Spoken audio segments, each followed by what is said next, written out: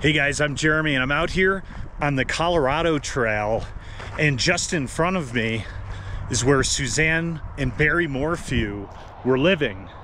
And this is right next to where her bicycle and helmet was found. And so this was a huge case the last few years, not just in Colorado, but even nationally or even internationally. And what happened was on Mother's Day 2020, on May 10th, she apparently went off on her bicycle and later was reported missing. So they found the bike and the helmet nearby here, but they had no idea where she went. So naturally, they always guessed someone in the family could have been the person who did this. Obviously, her husband, Barry, was the first suspect. And he had a lot of weird stories, and there was a lot of things going against him. And so almost a year after her disappearance, her husband, Barry, was finally arrested for first-degree murder and a few other charges. But the prosecution messed up a lot of the parts of the case, so they ended up having to drop it right before the trial was supposed to start, almost a year later from then. And one of the big things in the case for the defense is that there's no body. But then in September 2023, they finally found her body almost 3.5 years later from when she went missing, about 45 miles south of where they lived. And so that was the first big news in this case. And then just a few weeks ago, at the end of April, there was some big news about the autopsy report, and there was some tranquilizer drugs in her system. And so this was huge because Barry had hunted deers with tranquilizer guns to cut off their antlers and sell them. So anyway, in this video, I'll go into the details and background of this case. I'm right next to the crime scene now, and then I'll go down to where she was buried, and then give some final thoughts about this case. So Barry and Suzanne are from a small town in Indiana. They met in high school and later went to Purdue together, and then they got married, had 2 daughters in the 90s. And then when their kids were pretty grown up, they decided to move out to Colorado because their oldest daughter was going to school here.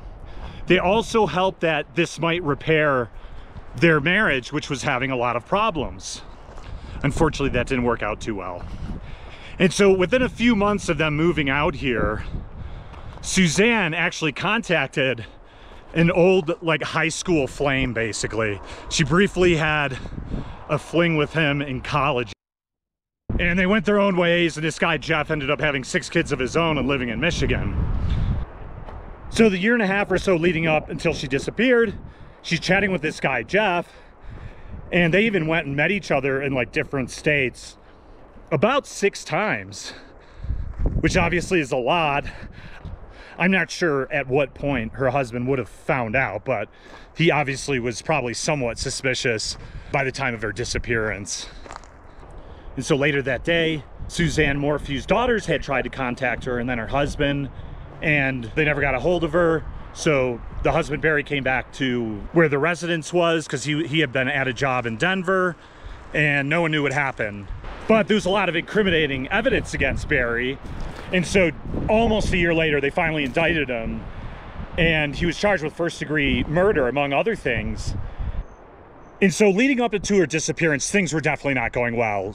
Not a huge surprise, right? She's already been developing this other relationship with this guy, Jeff. And Barry's trying to keep it together. She's like, no, let's just try to break up as civilly as we can. I'm over it. He seemed like a, really controlling guy and dominant person in that relationship. And so even the few days up until the disappearance, it's not looking good at all. And so these are all these, text messages back and forth. And he even at one point kind of mentions like, you can't leave me. You must be thinking crazy. I can never live without you. I'll soon be gone, or I might see my savior. So I could infer by that maybe he's talking about like he would even possibly end his life if she left him, which is important because I would say if some people are willing to end their own life, they might be able to end someone else's life. So on May 9th, the day before her disappearance, he's out doing a couple jobs, and she's at home, and she's actually texting that guy, Jeff Libler. And they had like 59 text messages back and forth. They're even like, why don't you send me some nude pictures? And she goes on WhatsApp. And that was like right around like 2:30. And then Barry's sending his message like, I'm finished up, coming home. And there's no response. And then he sends another message. He's like, oh, are you still there? And so he gets home around 2:43 or so. And then the next weird part is that the GPS from his phone shows that he's going like in and out all around his house as if like he's chasing something.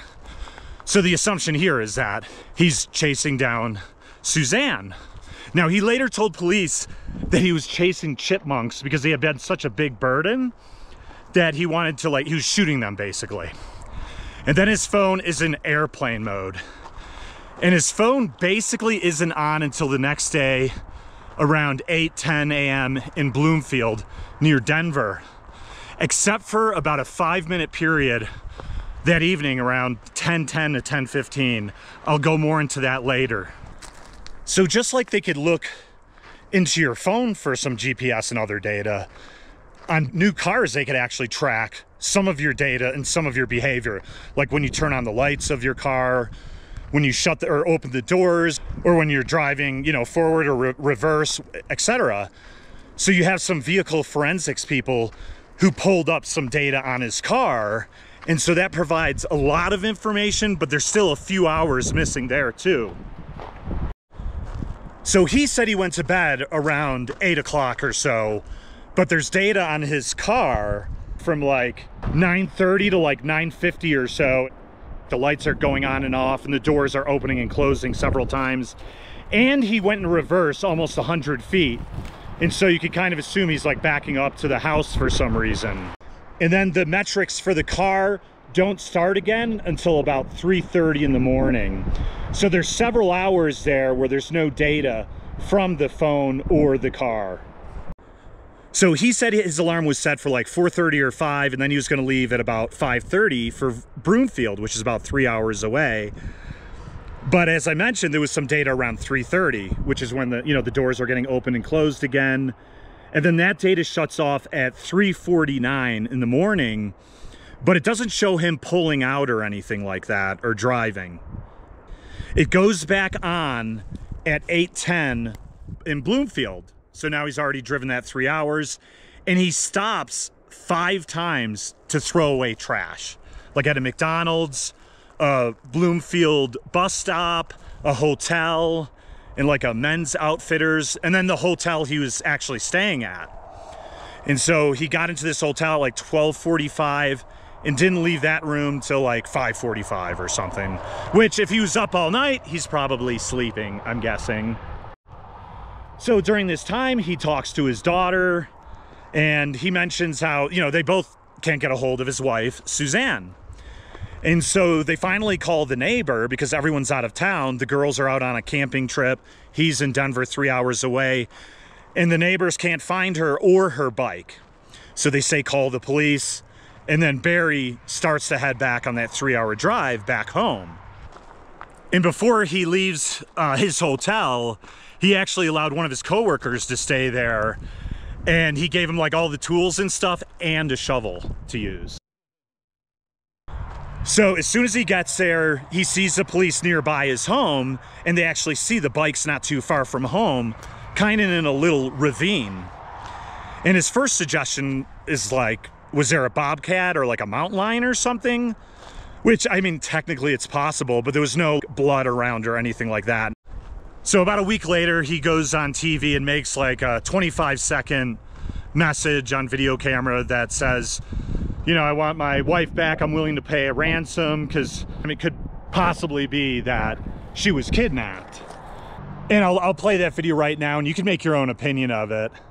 Oh, Suzanne, if anyone is out there that can hear this, that has you, please, we'll do whatever it takes to bring you back. We love you, we miss you, your girls need you. No questions asked. However much they want, I will do whatever it takes to get you back. Honey, I love you, and I want you back so bad. So a little bit of a weak delivery. I won't analyze that. You can think what you want of it. It's not the best video I've seen for like someone who's freaking out about their wife being gone, but whatever. And as I mentioned, about a year later, they finally charge him with murder. But the prosecution botched the case, and the defense mentioned there's no body here, and there was also some foreign DNA that was on the glove compartment of her car. I'll go into that a little bit more later, but that could be important as well. So let's look into some of the things that Barry said and some of the things the police have found, like in the weeks following the disappearance and in general. So first of all, it's unlikely that she was going on a bike ride on Mother's Day in that morning. For a few reasons. She probably wouldn't have gone biking up this way towards the Colorado Trail that like I'm on right now. It's super steep to get up this way, and she usually put her bike in her Subaru, and she just drive to other locations for bike rides that were probably a little easier. And she might have gone up to the main road to go biking, but I don't think she was doing that much, and I personally wouldn't either because these roads are pretty dangerous. So he mentioned a few things that didn't really help his case. As I mentioned in the morning, the date on his car was only on from like 3:30 to 3:50, and he had actually told the police that to get to Bloomfield in Denver from his house, you take a right when you get out to the main road, and he mentioned he took a left for about a mile because he had seen some elk. But the interesting point there is that the bike was found in that direction, and then the helmet was like 0.75 miles past that. So people assume he threw the bike in the ravine and then the helmet out of the window. Now, this issue with him seeing the elk and hunting is really important for this case because Barry was into hunting elk and deer with a tranquilizer gun, and he would hit them with tranquilizer darts and then cut off their antlers and sell them. And later in the dryer, there was some sheets and clothes, and they found one of the caps for these tranquilizer darts.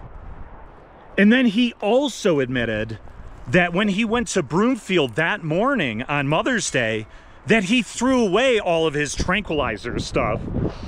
And so the thing is that totally hurts his case. He didn't even know she was missing until like late afternoon or almost dinner time. And so why would he throw away all his tranquilizer stuff? So really bad on him there too. So he also, or whoever, might have put the helmet going west so that the search teams later are going in that direction. So of course they're gonna look around his home and then look a little bit more west. And there's like some mines out here in really remote areas. So it was actually a smart idea for a perpetrator to do that because they did send a lot of the search teams in the wrong direction when she ended up being found southeast in the opposite direction. There was a few other weird things too, like there was someone had shot a .22 like pistol or rifle like in the room, so there's a bullet hole. And he also said that night that he had a steak dinner with her, but there was only one plate in the dishwasher. In Suzanne's Subaru was her Camelback, her wallet with her credit cards, her sunglasses, and pretty much all of her things except for her phone. So that was weird too, like most people don't leave home without any of that stuff.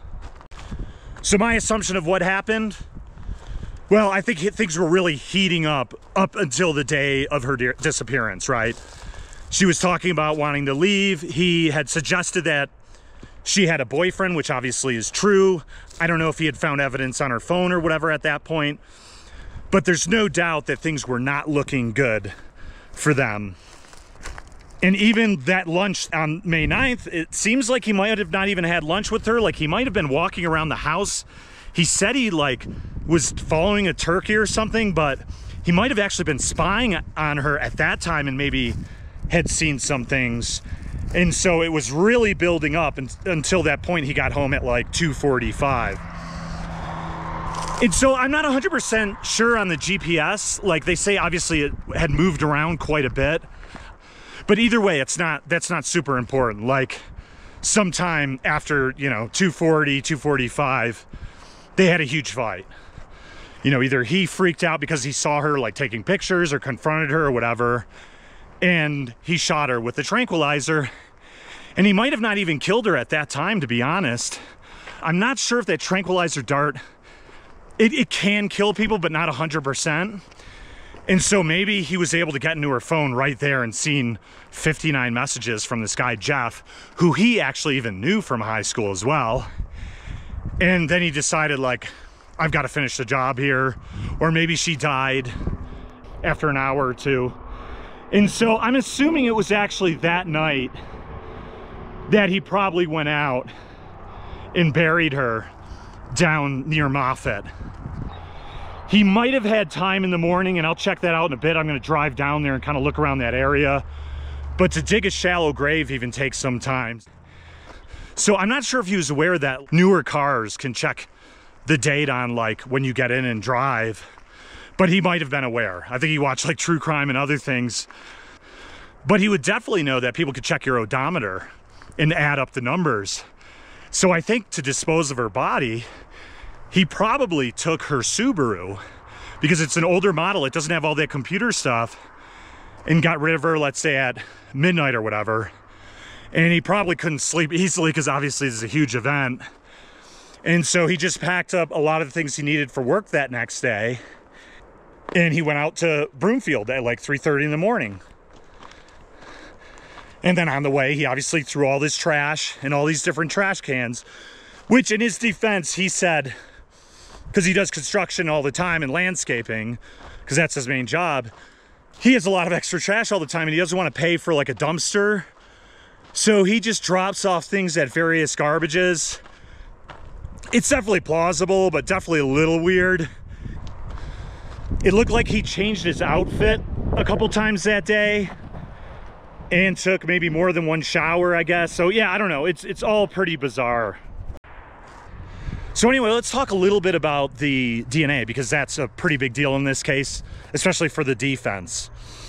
And so what they found was there was some DNA on the bike and the helmet and then the house.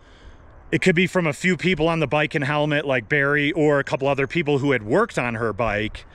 And in the house, there was a couple things too. Not necessarily super important, but on her glove compartment, there was DNA of someone that was linked to 3 sexual assault cases in Tempe, Phoenix, Arizona, and in Chicago, Illinois. And so that's a huge, weird thing in this case for most people. But from what I understand, it's just like a partial match. Basically, the way the system works is like, it doesn't mean that's an individual person. That could be anyone in that family too. So in other words, let's say, I don't know, I touched someone's glove compartment and my DNA is similar to my cousin who had sexual assault in 3 different states. So this person who might have touched her glove compartment, it might have just been like a mechanic or a friend or anything, and that person has a relative who's committed sexual assault. So that's not as important evidence as most people think. So I hope they're able to explain that better if there is another case, but I know in the first one, it didn't go to trial because they weren't able to explain this, amongst other problems.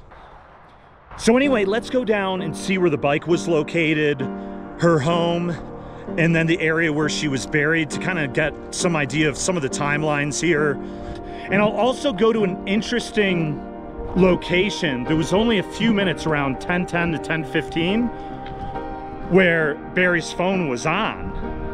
And there's like one location that's like kind of in between here and Salida on like a side road. I think he was casing that joint for possibly a place he would bury her. So I'm just across the street now, and it was actually down here where they found her bike in this ravine.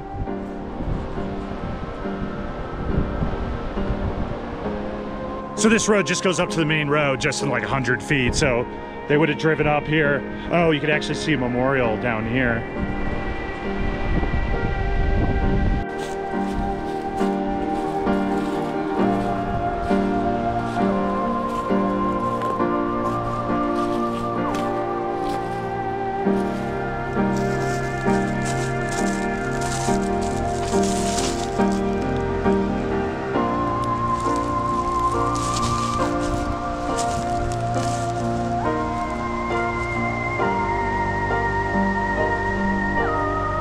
Wow, it's pretty intense. Crazy. So yeah, they would have just thrown the bike off right here, and yeah, it would have fallen just down to the bottom. I think there was some damage on the handlebars, but it's about 20 feet, so probably crashed on the rocks here, and I don't think she obviously died here, but yeah, that's where her bike was. And then I won't go up to where the helmet was. That was just up the road about 0.77 miles going west. So yeah, pretty crazy. I'll kind of drive sort of near the house. I'm not gonna go in the driveway. I got some drone footage, so that should be good enough. And then I'll head down south about 45 minutes to the spot where she was apparently buried.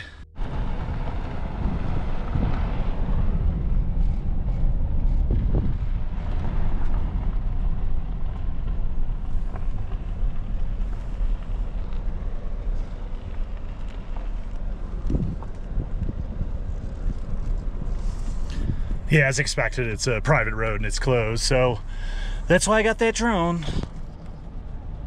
I probably could imagine these neighbors weren't too happy to live next to Barry Morphew and all of the drama they've had to go through the last few years. People coming around asking questions and stuff. There's actually this other road goes there too, but it looks pretty worn out.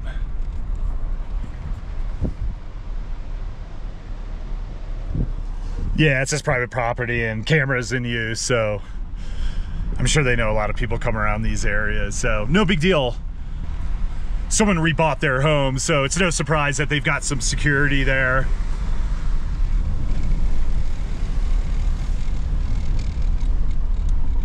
Pretty remote, pretty nice area to live though. You know, there's only a few houses back here, so it's super remote, about 20 miles from Salida. And then there's another little town between there. So here's the main road he would have come up. And so he would have dropped that bike off first before he even took a left, because that's down below.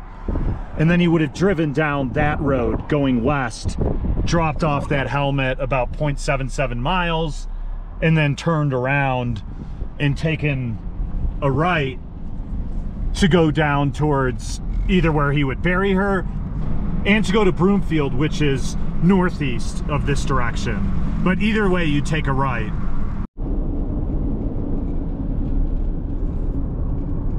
So before I head down south, I'll stop at that one GPS location that he had on his phone. His phone was only on for like 5 minutes from like, I don't know, 10:10 to 10:15. And most of it was at his house, but there was one location on a side road here. So I think he was scoping out a place to possibly bury her.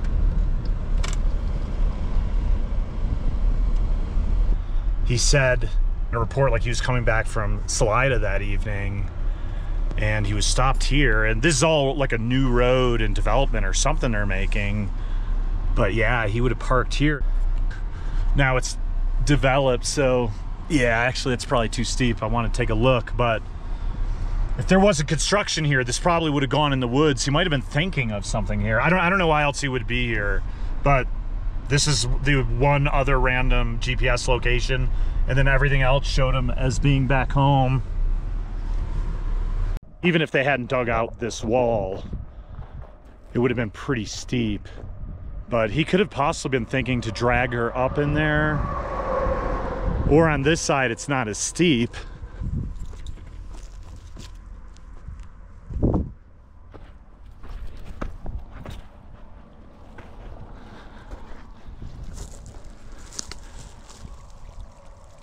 Looks like there's a camera or something, so someone's property. But anyway, any of these places around here could have been a potential spot that he could have been considering. And then he realized that, you know, this is only 10 minutes from his house. I'm gonna have to go somewhere a lot further than that, which was obviously a good idea because it took them, you know, almost 3.5 years to find her. So the cell reception's definitely not good in this area. I forgot to check it when I was near his house, but all around here I'm only getting roam and I can't like connect to the internet. So there's a possibility that there's not a good connection down there. It's right next to a river, so it's real low to the ground. I doubt there's good cell service down there. So the fact that he had a lot of weird GPS markers around his home right when he got home, it doesn't necessarily mean he was running around. There could be something weird there. And it doesn't matter anyway. Like, there's so much other evidence that probably would indicate that he did something. So Anyway, cruising down, got another 35 minutes or so.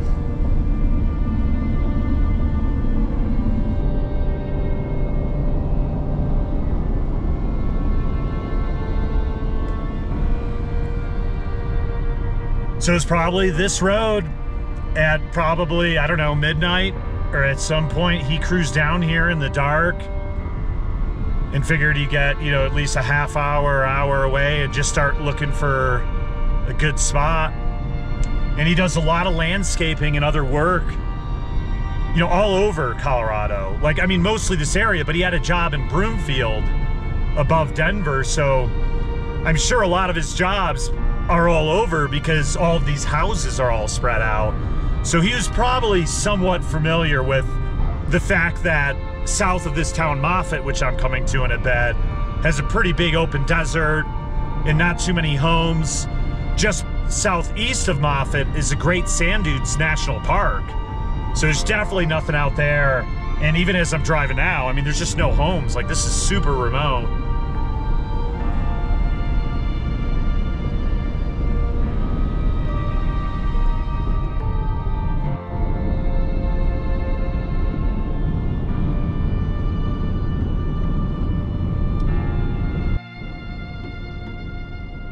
So one thing to be aware of is that it's actually not quite as easy to find a spot very easily, because actually most of these lands are for like ranching or private property. So there's actually fences, maybe not next to the road, but like 30 feet away, there's a fence. And then even if you go up little farm roads, there's usually a fence on the side of those. So you gotta look for an area where there's kind of like a dirt road or somewhere where you don't have a fence in your way. Or you could leave it really close to the road, but on this road it wouldn't be a good idea because obviously someone might drive by and see you. So that's another thing you have to look out for, is an area without a fence.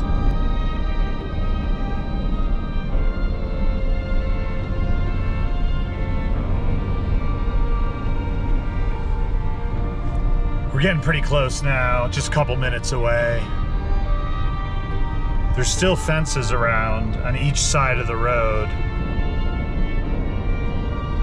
So this is the first spot I haven't seen fences on, at least a little bit on the left, but not on the right side of the road. So I'm sure he finally came up to this intersection, to this road here, and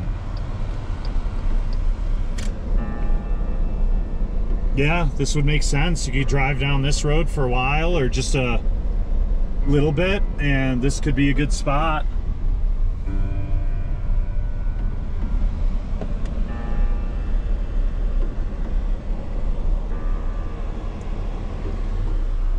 There's one house with a trailer up there on the left, but not much else. And if he came up here at nighttime, he wouldn't see much anyway, but it's a few miles from that last little like village. And yeah, not much else around. Like, this trailer's here, but no one lives right there. And it says it's a dead end up this way, so it seems like people think he was close to the road here. I'll look around here first, and then I'll go up to that dead end. So the road's just, you know, 100 feet that way, and it seems like it was kind of near these power lines. Like, I've seen that tree in a couple of the photos out there. So I'll just kind of look around a little bit.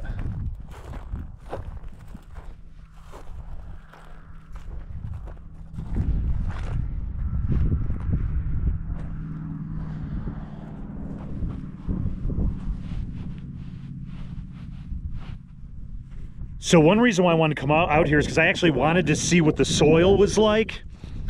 I remember last year I was helping a buddy put in a septic tank. We had to dig a huge hole.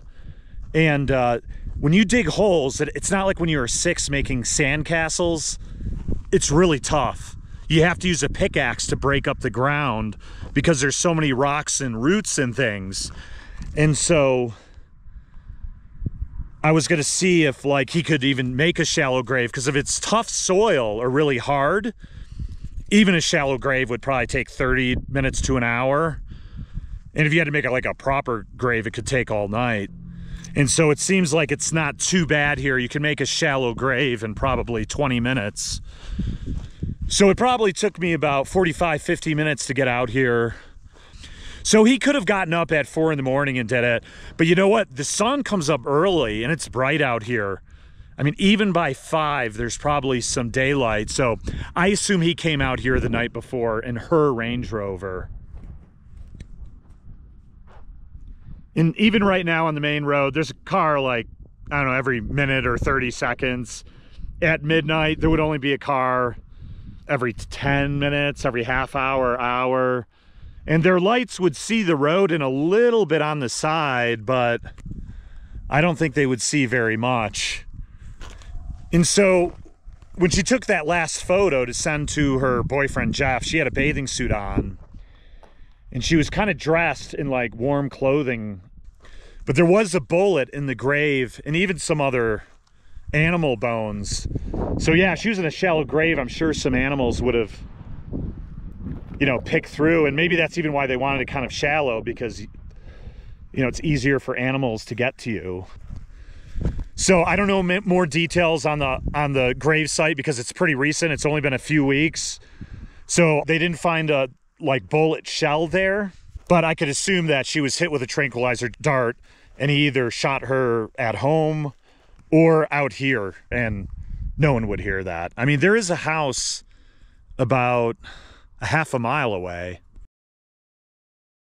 but even that's pretty far, so I don't think that they would hear like a .22, which is a small caliber gun. So anyway, I imagine by the end of summer, Barry's gonna get charged again. I'm sure they're just gathering up all this stuff from the autopsy, which isn't easy because she was out here for almost 3.5 years in the snow, the intense sun, and everything else. And plus, they messed up the first prosecution, so they don't want to mess up a second time if they're going to go through all that work. So I'm guessing they're going to want to make sure they get this right this time, so they might even wait a few months. So here's a big area where it looks like someone did a big digging.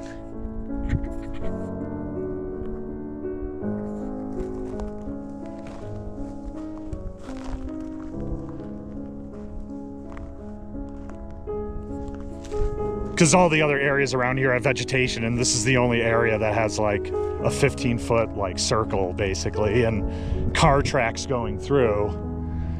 So yeah, I could imagine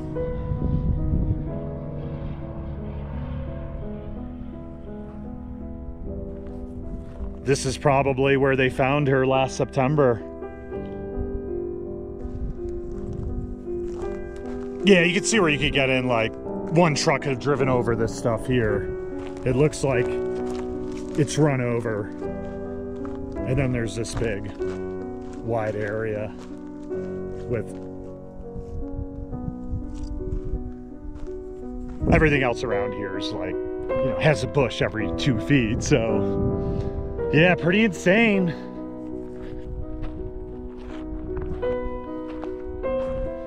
Someone was living out here, but that looks more than 4 years ago even. That must have been a while ago. And the crazy part is that they weren't looking for Suzanne here. They were looking for another woman who disappeared out here. And while they were looking for that lady, they not only found Suzanne, but this other guy who was in the Marines. So people were saying how it's like a boneyard, and I wouldn't be surprised if, yeah, there's more bodies out here. So yeah, you don't want to end up here, guys. Choose your relationships carefully. You know, the only thing I could say about this kind of situation, because I like to not just tell a story, but give a little input. You know, if you're a woman or a guy in a relationship and it's getting really volatile, like in this case, you know, you got a guy who's really possessive, he's being abusive, he doesn't want to let you go for no matter what. And you're already getting deep into another relationship. You know, there's that saying, if I can't have you, no one can. And so you need to get out of that situation. I know it's not easy. You probably shouldn't go to like your close relative or somewhere they can find you easily, because you could get that other person hurt. But even if you have to go to the crappiest hotel on Colfax Avenue in Denver, or in a desert, or anywhere in the world. Go on a vacation to Thailand for 2 months. Whatever you gotta do, get out of there, because it's just gonna build up and there's gonna be an explosion. And sometimes people could get through that and it's not a big deal. They go through the regular divorce, but other times it doesn't work out. And a lot of the times this kind of situation happens, especially if someone's already in a relationship with another person for a long time. So you need to get out of there. And you know what? Is that other person gonna explode? Probably. Is there a chance they could shoot themselves? Probably. Is that still better than you? Yes. You know, unless you want to be out here, because this is how it all ends up.